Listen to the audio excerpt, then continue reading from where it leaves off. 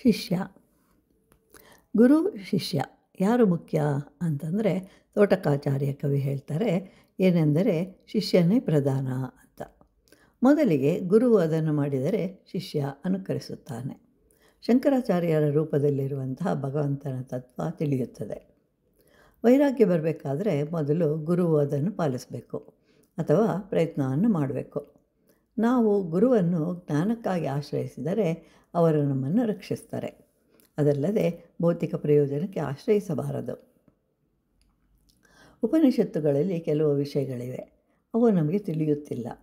ಅದರಲ್ಲಿರುವ ತತ್ವವನ್ನು ಯಾರಾದರೂ ತಿಳಿಸಿದರೆ ಜ್ಞಾನ ಉಂಟಾಗುತ್ತದೆ.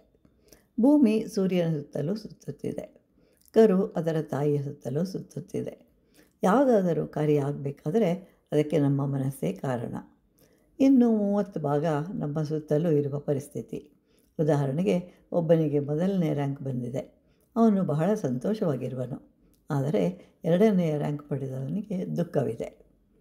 ಒಂದು ವಿಷಯ, ಬೇರೆ ಬೇರೆ ಅನಿಸಿಕೆ. ಭಕ್ತಿ ಬೇರೆ, ಶಾಸ್ತ್ರಜ್ಞಾನ ಬೇರೆ. ಇವು ಒಂದಕ್ಕೊಂದು ವ್ಯತಿರೇಕವೂ ಅಲ್ಲ.